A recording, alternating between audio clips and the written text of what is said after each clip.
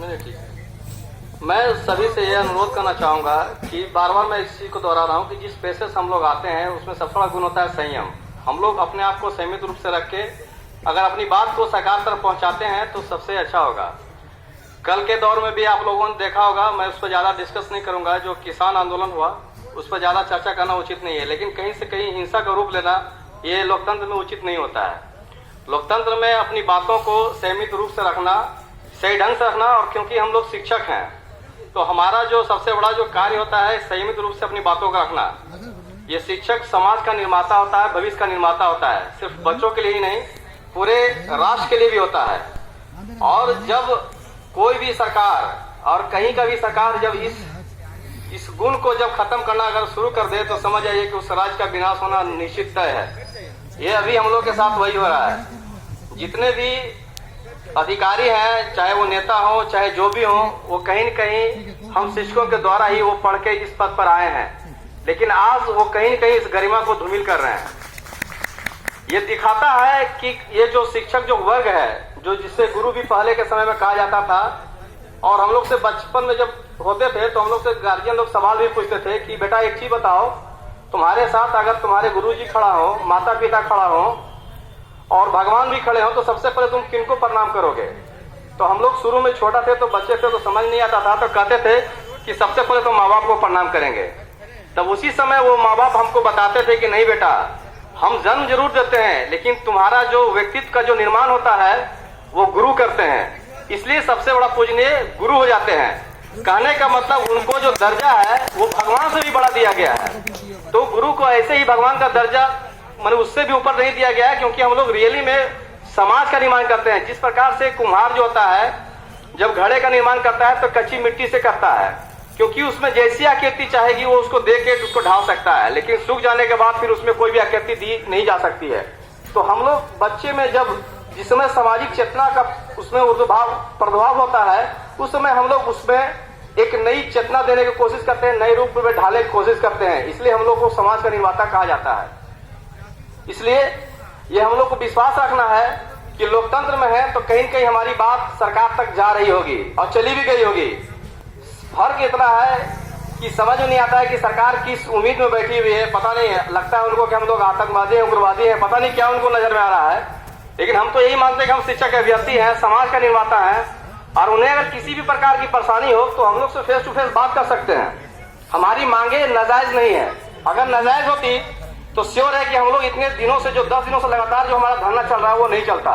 हमारी मांग जायज है और हम लोग का सिर्फ मुख्य रूप से 3 ही मांग है।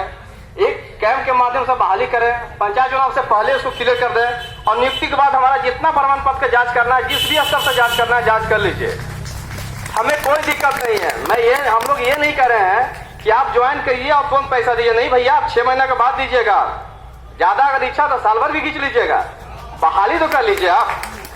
आपको डाउट मुख्य रूप से कहीं न कहीं हमारे कागज पर लग रहा है, तो आप जिस तरह से बहाल किए थे वो बहाल मैंने नहीं किया था, वो व्यवस्था आपका दिया हुआ है, नियोजित नाम आपने दिया, फिर आपको उसी नाम से चिढ़ भी है, तो ये कहीं न कहीं आप अपने गिरबान में झांक के देखने की जरूरत है। हमने मत झांक के देखिए। रहा बात अगर कागज का, तो आपने उस समय कागज लाओ और नौकरी पाओ का दिया था स्लोगन, हम लोगों ने नहीं दिया था, तो हम लोग तरह से वेरीफाई करने के लिए तैयार है। और क्या चाहिए? कोई भी अगर जो सुन रहे होंगे आसपास के लोग, तो उनको भी लग रहा होगा कि भाई ठीक तो बोल रहा है ना, हम लोग गलत क्या बोल रहे हैं? आपको लग रहा है कागज, तो कागज वेरीफाई कीजिए, और नहीं अगर तंत्र तो यहीं पर कागज कुर्सी लगाइए, बैठिए, चेक कीजिए हम लोग का कागज, जिसका यहीं से वेरीफाई होता है यहीं से देते चले जाइए। तो आप वो कर नहीं रहे हैं। आप क्या कर रहे हैं? वहां से बैठ के सिर्फ ये कह रहे हैं कि हम ऑनलाइन करेंगे, और ये बार बार कर रहा हूं, मैं ज्यादा कुछ नहीं बोलूंगा क्योंकि उस लड़के से सभी लोग वाकिफ है, जिसे नीरज चंद्राचोर के नाम से हम नाम दिए हैं उसको, ठीक है ना, और वो मुख्य रूप से छात्रों की दलाली खाता है। मैं सभी छात्रों से अनुरोध करूंगा, अगर कोई उस कैटेगरी से भी अगर आते हैं दिसंबर से, थोड़ा सा बुरा मत मानिएगा। जब कोई भी छात्र जब किसी की भी दलाली खाना शुरू कर दे तो सोच लीजिए उसको आपके भविष्य से मतलब नहीं है। नीरज यही काम कर रहा है, उसको आपके भविष्य से मतलब नहीं है, उसको पैसा बनाने से मतलब है, चाहे वो जैसे पैसा बना ले, इसलिए उसकी बातों में नहीं आने में भलाई है। हम लोग का रास्ता अलग है, उसका रास्ता अलग है। और एक बात तय है, इससे मैंने इसी स्टेज से मैं बताना भी चाहूंगा उन अभ्यर्थियों को कि उनको जो लग रहा है कि इनकी बहाली में फंसा देंगे तो बहुत गलत फहमी में है। वो जितनी इस बहाली को लेट करेंगे उसकी बहाली आने में उतने ही लेट होगी, ये भी तय है।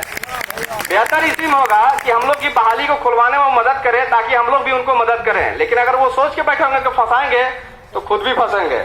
इसलिए इस बात को ध्यान में रखना है और ज्यादा नहीं बोलूंगा, बस इतना ही बोलूंगा कि लोकतंत्र की मर्यादा को रखना है। ये अलग बात है कि सरकार इसे भूल रही है, ये मैं भी मानता हूँ। 26 जनवरी कल हम लोग का था, हम लोग 72वां जो गणतंत्र दिवस मना रहे थे, लेकिन कहीं कहीं मन में एक उदासी थी, बढ़िया से तो नहीं मना पाए। कहीं कहीं गार्जियन का दबाव, कहीं आस पड़ोस का दबाव, हर तरह से हम लोग झेल रहे हैं इस चीज को।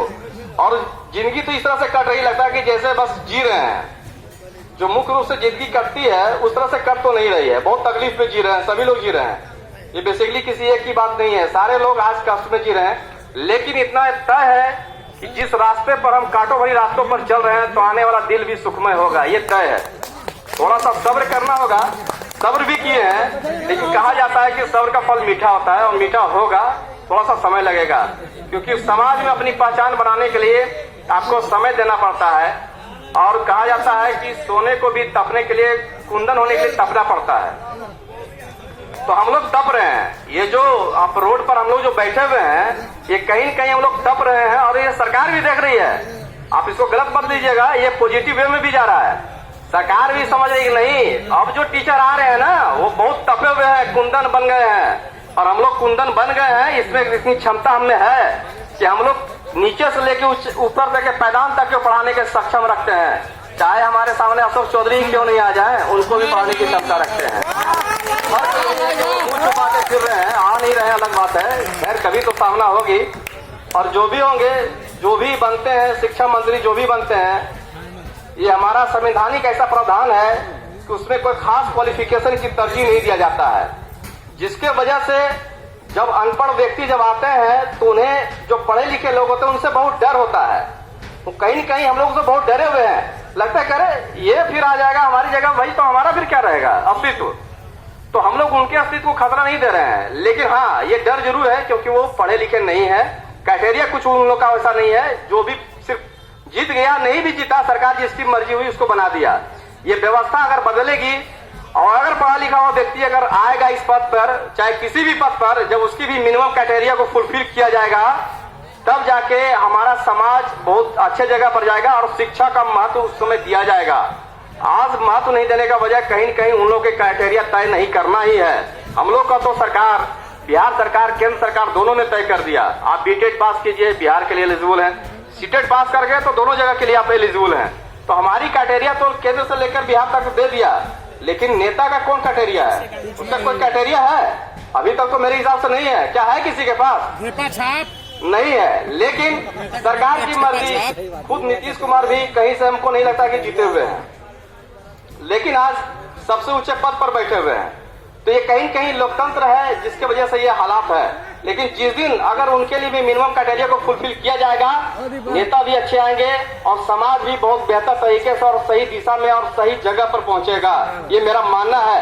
आने वाले समय में होगा, ये समझता हूं मैं कि आने वाले समय में ये भी कहीं कहीं क्राइटेरिया जो है ये तय होगी उन लोगों के लिए भी, ताकि उन लोग भी अपनी जवाबदेही को समाज के प्रति समझे और देश के प्रति समझे, तभी हमारा देश और राज्य सही दिशा में सही जगह पे पहुंच पाएगा।